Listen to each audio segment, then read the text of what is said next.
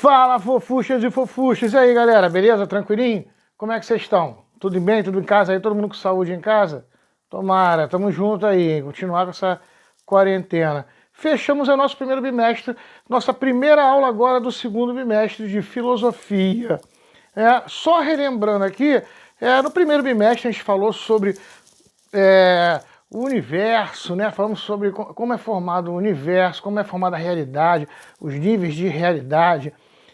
Vimos aqui como o ser humano percebe a realidade ao seu redor, como é formada essa realidade, como nós percebemos essa realidade. Falamos aqui também, né, sobre moral, o que é a moral, o que é ética, o que é uma coisa imoral, uma coisa amoral, né?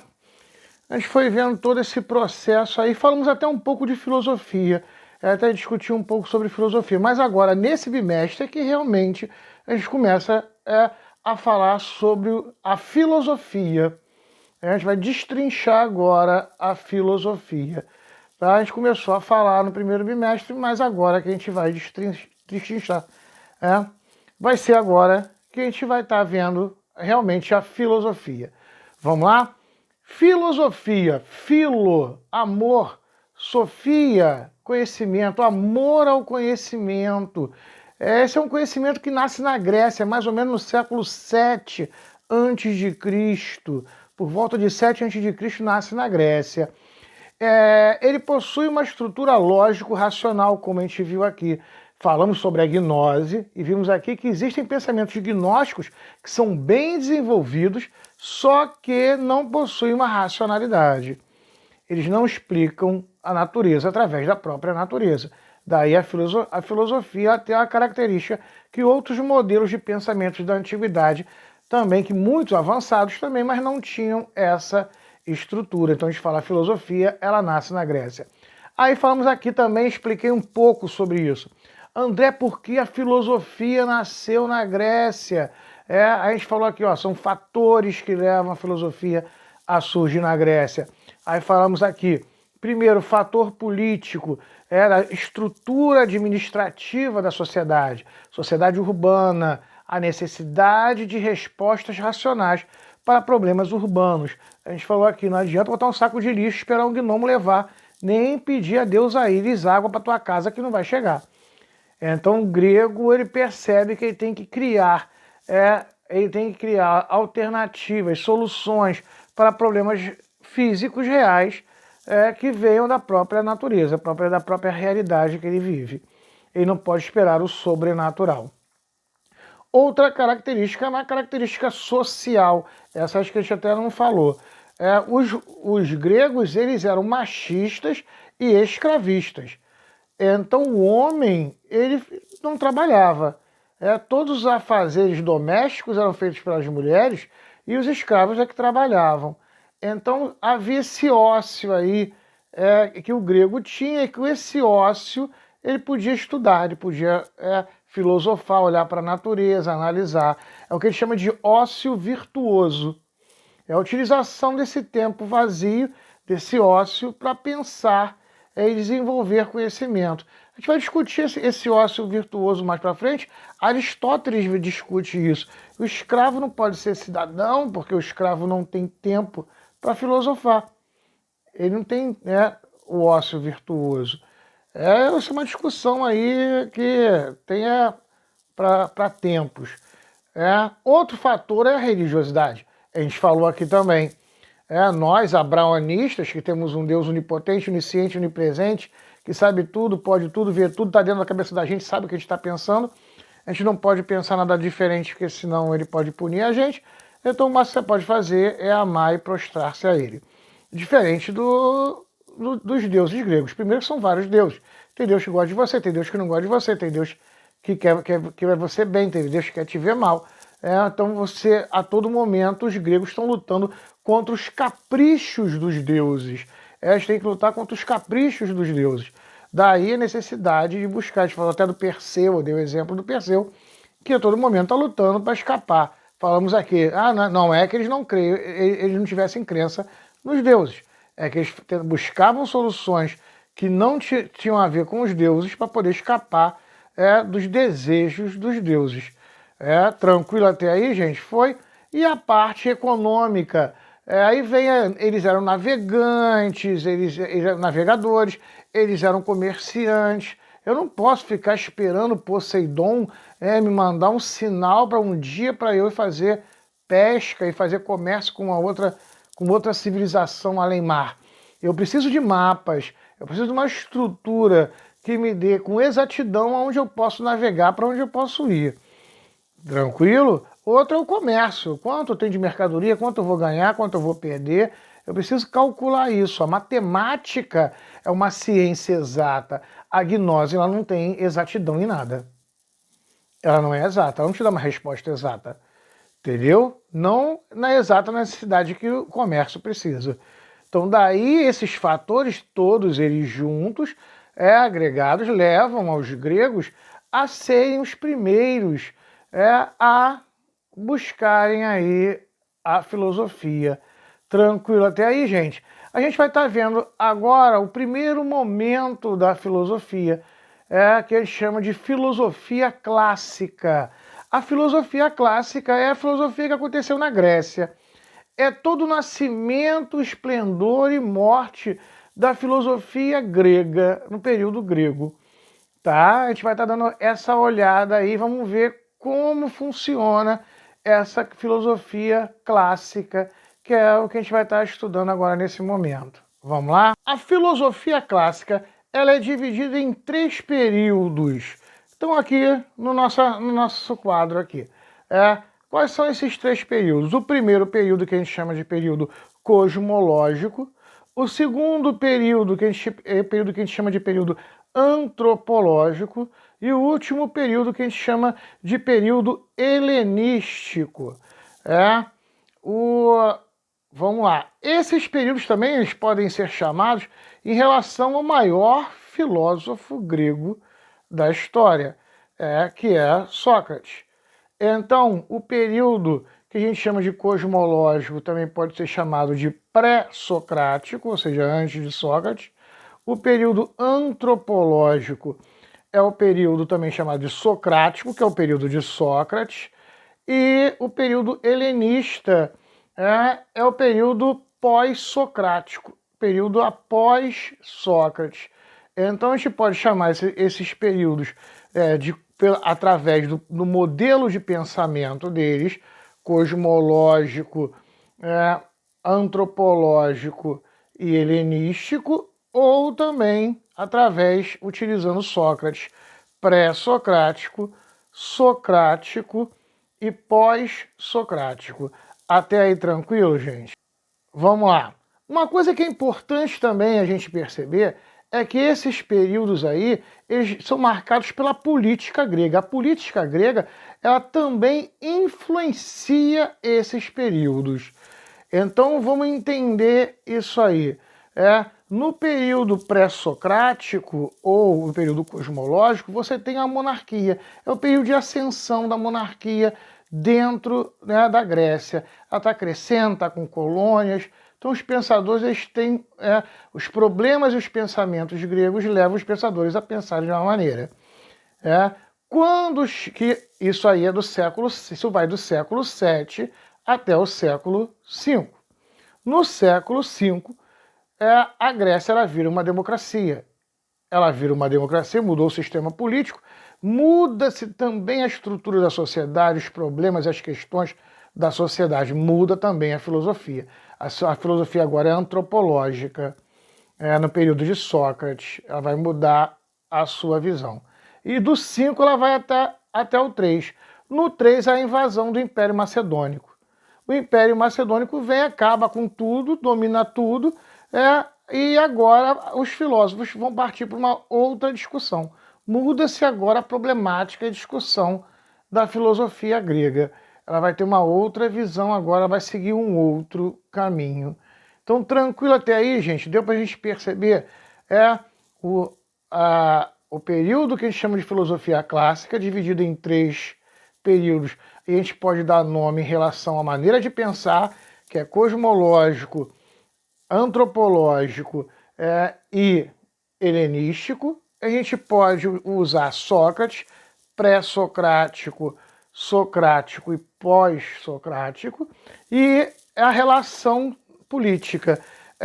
Você tem aí a monarquia, aí você vai ter a democracia e depois você tem o Império Macedônico, a dominação do Império Macedônico.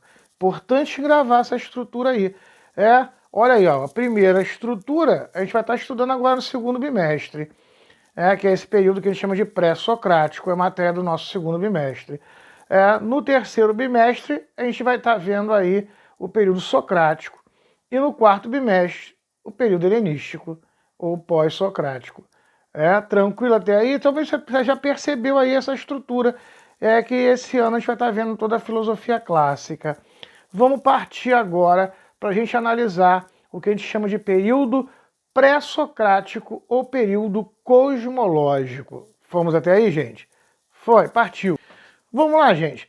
Olha só, antes de a gente começar a dividir o período pré-socrático ou período cosmológico, e André, divide, a gente vai dividir ele.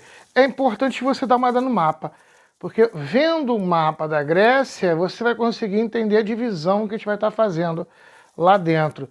E eu acho que é nesse momento aí que confunde muita gente. Tem muita gente que acaba não entendendo aí essas divisões por causa de não entender o mapa. A gente fala que a filosofia ela nasceu na Grécia, mas se a gente for levar ao pé da letra mesmo, ela não nasce na Grécia, Atenas. Ela vai nascer nas colônias gregas que estão ao redor da Grécia, principalmente na região da Jônia e da Trácia. Primeiramente na Jônia, você está vendo ali o mapa ali, ó, na Jônia, nas cidades de Mileto e Éfeso, ou Éfeso. A cidade de Éfeso ou Mileto. Elas nascem ali, primeiro Mileto, Éfeso, nessas duas cidades aí da Jônia, vão nascer os primeiros filósofos, e automaticamente depois na Trácia aí, em Abdera, surge aí o Demócrito, que é um outro dos filósofos, os primeiros filósofos aí que a gente vai estar vendo aí, que a gente vai falar daqui a pouco, os fisicalistas, que a gente vai entender daqui a pouco o que é. Então, olhando para o mapa ali, você entende quando a gente fala assim, eles são filósofos jônicos. Então você já sabe aí que são filósofos da região da Jônica. Ele é filósofo de Abdera, você já sabe que é da Trácia. Então você entender ali, você vai ouvir esses termos, você vai falar, vai ficar meio perdido aí, então você já entendeu que quando ele está falando Jônia, Mileto, Éfeso, Trácia, Abdera, está falando das regiões de onde eles vieram. Então você olhando o mapa ali, fica mais fácil para você entender e perceber que isso fazia parte da Grécia, mas não era o centrão, eles estão na periferia. Eles vêm da periferia grega, das colônias. Vamos lá? Beleza, galera. Período cosmológico. Por que ele se chama período cosmológico? Vamos entender isso aí. O período cosmológico é o período em que os filósofos eles discutiam, a gente fala que eram três coisas que eles discutiam.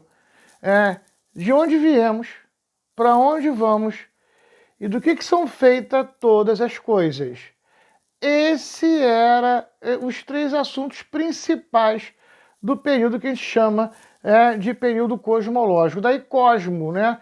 É uma visão mais expandida para entender o cosmo, entender as coisas todas, o universo, entender como é que funcionam as coisas todas. Então esse período cosmológico ou pré-socrático, como você quiser usar, nós dividimos eles em dois grupos, esses filósofos aí em dois grupos. Os grupos dos fisicalistas e as escolas filosóficas. André, por que essa divisão? Vamos lá. Primeiro, os primeiros filósofos eles vão surgindo individualmente e eles têm uma característica em comum, que a gente vai estar falando aqui. Eles chamam de fisicalistas. Por quê? Porque eles tentam explicar a origem de todas as coisas. Do que é feita todas as coisas, de que são feitas todas as coisas. Daí fisicalistas, vem de física, physis, né? Natureza. Do que a natureza é feita? Qual é a matéria principal? O arque, que eles chamam, né? Acha, que eles chamam que é a matéria primária de todas as coisas. Daí a gente chamar eles de fisicalistas. Tá? Aí mais para frente começam a surgir as escolas. Escola mesmo, um pensador com um grupo de seguidores que vão carregar aquela filosofia dele. Então você tem esses dois grupos aí. Nessa aula de hoje, a gente vai estar dando uma olhada nos fisicalistas. Vamos olhar aí pelo menos os primeiros fisicalistas. Os da Jônia e de Éfeso. As duas aí, da Jônia de Mileto e Éfeso, né? Os filósofos da Jônia, de Mileto e de Éfeso. Vamos dar uma olhadinha neles aí e ver o principal pensamento deles, como é que eles agiam, como eles viam o mundo. Tranquilo até aí, gente? Então deu para a gente entender? Olha aí, só para recapitular aqui para a gente amarrar. Período cosmológico, porque discute da onde a gente veio, para onde nós vamos e do que são feitas todas as coisas. Esse período cosmológico, a gente divide ele em dois grupos.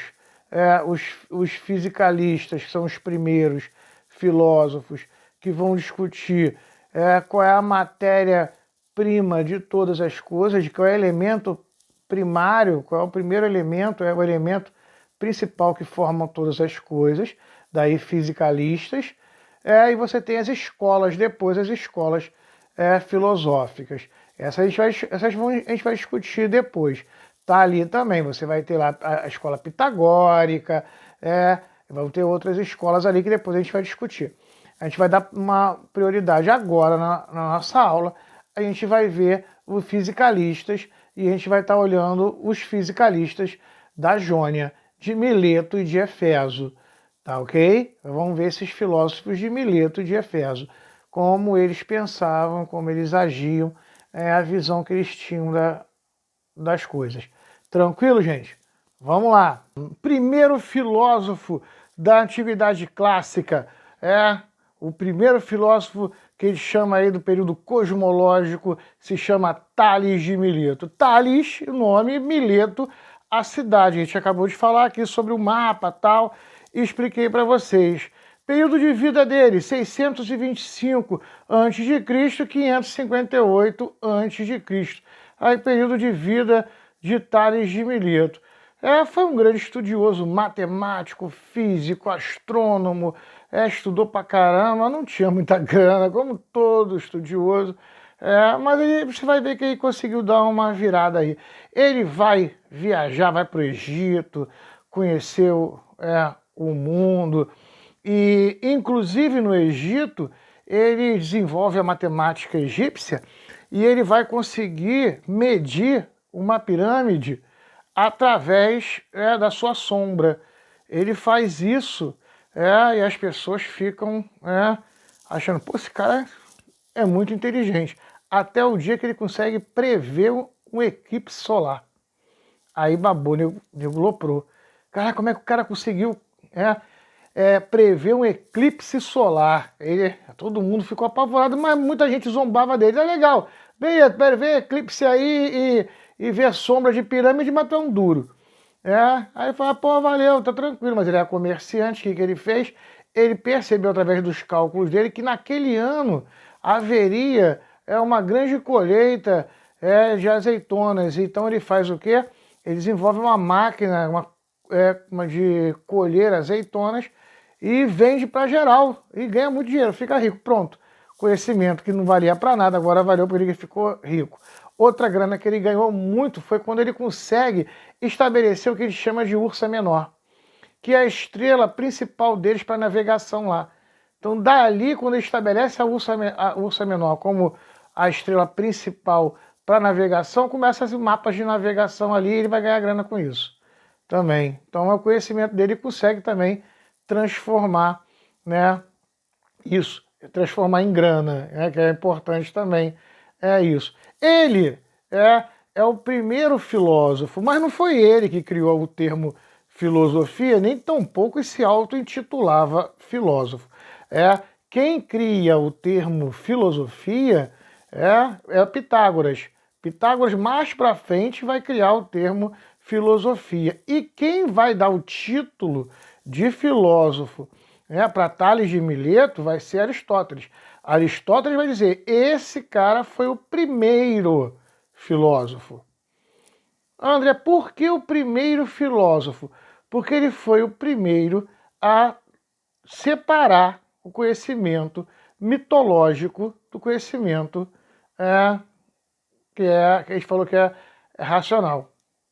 Ele é o primeiro unitarista. O que é unitarista? Eu cheguei a falar aqui, ó, a procura do arque. O que é o arque? É a matéria, o elemento formador de todas as coisas.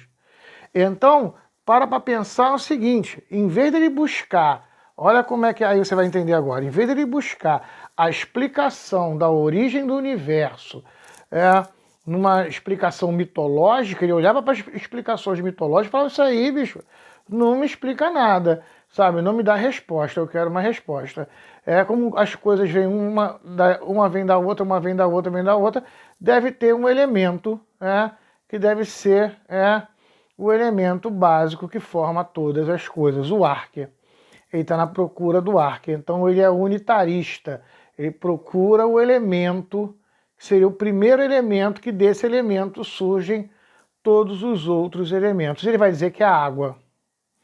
Para ele é a água. A água, então, é o elemento principal, é o primeiro elemento, é o arque. O arque dele é a água. Hoje a gente sabe que a água não é um elemento, é um composto, é com a composição química, fez aula de química, sabe disso, mas eles não tinham, então na visão dele, ele via dessa maneira. Tranquilo até aí, gente? Fechamos então aí com Tales? Beleza. Vamos lá, galera? Seguindo agora aqui com Anaximandro, de Mileto, mais um filósofo jônico, da cidade de Mileto. Foi aluno de Tales de Mileto, discípulo de Tales de Mileto. Viveu aí entre 610 e 547 a.C. Como discípulo de Tales, ele também procura o arque. Ele procura o elemento que dá origem a todas as coisas, como o Tales procurava. Só que o Tales, diz que vai ser a água. O Anaximandro não. Anaximandro vai dizer que é o apeiron. É uma coisa que não é física. É transcendente. E que forma todas as coisas e ela trabalha com opostos. E André, muito louco isso, não entendi. Você vai entender, agora eu vou explicar. Primeira coisa que você tem que entender é esse sentido aí de transcendência, de dualismo e monismo. Monismo é quando você crê num plano só, tá? Você crê que só tem esse plano aqui? Beleza, então você é monista. Você crê que tem outro plano? Então você é dualista, existe um outro plano, tá? Fora desse mundo que a gente vive aqui. Cuidado, porque nesse primeiro bimestre a gente viu aqui, ó, que a nossa realidade é formada por o mundo metafísico, o mundo físico e o físico quântico, né? Aí a gente falou aqui assim, ó, se você falar sobre metafísico científico, então você está sendo monista. Todo mundo, porque todos os três formam uma coisa só. Então você é monista. Não tem transcendência. Agora, se você crê num metafísico platônico, numa transcendência para um outro espectro, aí sim, aí você é dualista. Entendeu agora aí? O que significa monista e dualista? Porque você vai entender, é importante você entender isso. Porque Tales, ele está sendo monista. Quando ele fala que a água é o princípio de tudo. Ele é o arque de tudo. Ele é o elemento formador de todas as coisas. Ele não discute uma transcendência que veio de outro lugar. Ele não discute isso. Então ele está sendo monista. Tá? Agora o Anaximandro não. Anaximandro está sendo dualista. Ele fala o que está aqui nesse mundo aqui é perecível. Tá? O que forma o mundo, que dá vida a esse mundo aqui, que faz com que tudo funcione, é o apeiron. Aí essa força essa força aí de positivo e negativo, de opostos, aí simples, fácil de você entender, yin e yang, até bem parecido. As forças opostas que formam e regem todas as coisas, o apeiron seria isso. E tudo está em constante transformação. Só que diferente lá do yin e do yang, aonde nós vimos aqui, o yin tem um pouco de yang e o yang tem um pouco de yin, né? No dele não. As formas, elas não podem estar ao mesmo tempo. Elas não podem ser as duas coisas ao mesmo tempo. Então ela não tem aqueles pontinhos. Seria o yin e o yang sem os pontinhos dentro. O apeiron na transformação. Então tudo, toda a matéria, ela tem uma alma, seria isso, né? Que seria o apeiron, que é o que faz com que tudo esteja em constante movimento e que tudo esteja vivo, né? Funcionando. Aí tá essa visão dele aí. Ele não é unitarista, ou seja, ele não procura, né, um arque, uma única matéria que forme todas as coisas. Tranquilo até aí, gente? Tá dando pra gente compreender? Vamos seguir então? Beleza. Beleza, galera? Agora vamos para Anaximenes, o último filósofo de Mileto. Fechando essa tríade aí que a gente viu, Tales de Mileto, Anaximandro e Anaximenes, os três aí de Mileto da Jônia. Falamos aqui. Também Anaximenes, aluno de Anaximandro. Ele é um discípulo, também procurava lá o arque, aquela matéria que fosse primordial, que desse origem a tudo, né? Aí também tem o apeiron como mestre dele, Anaximandro. Anaximenes também tem o apeiron como a base disso. Só que diferente do Anaximandro que ele tem esse apeiron como uma coisa que ela transcende, né? Que a gente falou que ele é dualista, ela transcende. Para o Anaximenes, não. Para o Anaximenes, ele é monista. Para ele, esse apeiron, ele está aqui nesse plano. Tá? E para ele é o ar. O ar é o apeiron. Ele é que faz com que tudo se movimente. Tá? Ele é que faz dar sentido e faz movimento a todas as coisas. É a alma, né, da matéria. É interessante a gente prestar atenção em relação à palavra alma. A palavra alma que a gente usa vem de ânima, que é animar, uma coisa animada.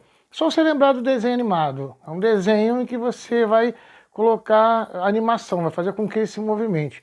Então, alma, ânima, é a coisa que faz com que os objetos, os seres físicos se movimentem, que dá ânima às coisas. Então ele vai procurar o apeiron e vai dizer que essa ânima, o apeiron, né, que é essa constante mudança aí, é o ar. É o ar que faz com que todas as coisas mudem e elas se transformem. Tá? E é interessante até que os gregos, eles, quando você espirrava, né, eles achavam que uma parte da sua alma estava saindo. Daí eles desejarem saúde para as pessoas. Tá? Então, só para você perceber aí que o Anaximenes, ele também vai procurar aí o Archer, ele também ele tem aí o Aperon a base, mas aí para ele agora essa transformação, essa mudança aí, ela acontece através do ar. Tranquilo até aí, gente? Fechamos? Vamos lá. Vamos lá agora. Agora saímos de Mileto, né? Agora vamos para Éfeso, ou Efeso, né? Éfeso, que é outra cidade jônica, que vai nos brindar também com um filósofo agora, o Heráclito. Heráclito, ele segue esse sentido aí do movimento das coisas. Isso é interessante para a gente perceber que os filósofos, que eles são aí os fisicalistas, eles começam a perceber que é uma grande estrutura aí do movimento, que o mundo físico está em movimento constante. Ele está num processo de movimento. E o Heráclito, ele é um cara que vai dar um up aí em cima. Ele vai subir agora um degrau. Com o pensamento dele agora de fluxo perpétuo. Diferente do que vinha Anaximenes, com aquela visão de dualista, em que dualista, aquela visão de opostos, forças opostas, aquela coisa toda, ele fala que tudo está em constante mudança. Tudo está em constante mudança, nada está parado, tudo está se transformando, tudo está num fluxo perpétuo de acontecimentos, é como se fosse uma tsunami de coisas acontecendo, tudo ao mesmo tempo se transformando, tá? Não tem nada parado, está tudo em movimento, tá? Ele não separa, você tem o ar, né, e que faz aquela coisa ser animada, não, tudo está em movimento, tudo, nada está parado. Todas as coisas estão em movimento. É o que ele chama de devir. O devir é como se o mundo fosse uma tsunami acontecendo. Para pensar aí, como a gente viu aqui no primeiro bimestre, o Big Bang. O Big Bang é aquela explosão, e o universo está expandindo. É um devir aí, ó. As coisas... Tanto que a gente vai falar aqui, ó, o Archer do Heráclito é o fogo, representa isso, essa queima, combustão, essa mudança das substâncias se mudando, se transformando e se mudando a todo momento, é um processo contínuo de mudança, tá? Ele marca isso aí pra gente. Então tem uma frase dele que é fundamental para você entender, que ele fala assim: é impossível se entrar duas vezes no mesmo rio. Quando ele fala isso, ele mostra para você o quanto tudo está em mudança, em completa mudança. Você foi lá e entrou no rio, você saiu. Quando você for entrar de novo, você já não é a mesma pessoa, o rio já não é o mesmo rio, as águas já são outras, tudo mudou. É uma constante mudança. Aí você vai ver aí que o devir ele é ainda mais complexo que o pensamento ainda do Anaximandro e do Anaximenes. É um movimento agora de tudo. Tudo está num processo de constante movimento. Tá? Tranquilo até aí, gente? De fluxo perpétuo. Com essa visão aí, tanto que a base para ele é a dialética. Aí surge o pensamento dialético que a gente falou aqui. A gente já falou no primeiro bimestre. Ele fala, esse devir aí, ele está num processo de dialética. Você tem uma tese, você tem uma antitese, ou então uma antítese, e o choque disso nasce uma síntese que vai contra uma outra. Olha aí esse processo. Então ele já dá pra gente aí essa visão, quando ele coloca com a dialética. Então o Heráclito aí, quando ele bota todas as coisas num devir, e esse devir ele é dialético, ele vai mais a fundo ainda que os outros. O movimento está em tudo. tá? É legal você entender isso, que a gente vai se discutir isso mais para frente. Tranquilo até aí, gente? Tanto que para ele aí o Asher é o fogo, tá ok? Representa aí a inconstância, a queima e o movimento. Inclusive, se você pegar aí, você for fazer uma experiência, qualquer água ou qualquer outra substância, quando você esquenta, as moléculas fazem o quê? Se movimentam. Então o calor, daí vem fogo, o calor, ele faz com que as coisas se movimentem. Então ele vai dar a ânima da coisa, tá? Então tranquilo até aí, fechamos então Heráclito. Então esses filósofos da Jônia aí, acabamos de fechar todos eles. Tranquilo aí? Vamos agora para Abdera. Partiu! Agora chegamos aí ao nosso último filósofo, desses fisicalistas que nós falamos. Vimos aqui os três filósofos que vieram de Mileto. Vimos aqui o Heráclito de Éfeso e agora a gente está partindo para Abdera para ver o Demócrito. A primeira coisa que eu quero que a gente entenda é o seguinte: Demócrito viveu em 460 a.C. Então ele foi contemporâneo de Sócrates. Ele pegou Sócrates. Só que acontece o seguinte: nós não classificamos ele como um socrático, até porque ele não segue esse modelo. Ele não segue o modelo socrático. Ele ainda, apesar dele ser contemporâneo a Sócrates, ele ainda segue esse modelo dos fisicalistas. Ele está procurando ainda a arte, ainda está procurando aí a partícula primária de todas as coisas. Ele ainda está num outro segmento, ele não vem ali. Então, apesar de em tempo eles serem contemporâneos, ele segue ainda no período pré-socrático. Ele ainda é um pré-socrático, tá? Mas aí a gente vai analisar ele por quê? Porque ele vai desenvolver o que a gente chama de atomismo. Ele vai falar assim, não, todas as coisas são formadas por partículas. São as menores coisas, só que sai quebrando. Eu vou chegar a uma partícula subpequena, muito pequena, que ela é indivisível. Aí é o átomo. Aí cria o átomo. Não tomo divisão. Sem divisão. Ele vai criar o átomo. Ele vai falar, essa partícula ela é uma partícula sem divisão. Todo o universo é formado de partículas atômicas. E elas são incalculáveis. São infinitos átomos, modelos de átomos diferentes. Não há um modelo de átomo, há milhares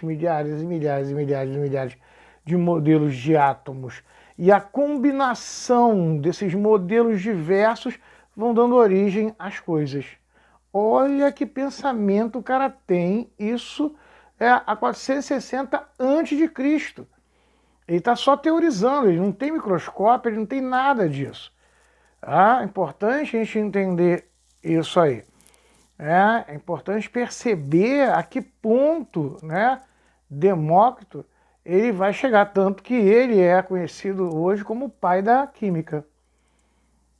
Por causa disso. Ele é conhecido como o pai da química. E ele diz que o universo ele é formado de vazio e átomos. E os átomos vão ocupando os vazios e vão formando as coisas. A teoria é espetacular para a época que ele viveu. A gente fecha agora aí esses fisicalistas e consegue dar essa olhada agora que depois a gente vai chegar para as escolas, Vamos para as outras escolas agora aí dos pré-socráticos. Vamos dar uma olhada nas escolas na próxima aula. Tranquilo até aí, gente? Tem exercício da apostila desse primeiro conteúdo que a gente está vendo. Vamos fazer esse exercício. Na próxima aula eu já devo estar corrigindo o exercício da apostila relacionado a esse primeiro período aqui que a gente viu do pré-socrático. Tranquilo até aí, gente? Um beijão, espero que a família esteja com saúde, todo mundo bem. Vamos manter nossa quarentena aí. Tudo de bom. Até a semana que vem. Fui!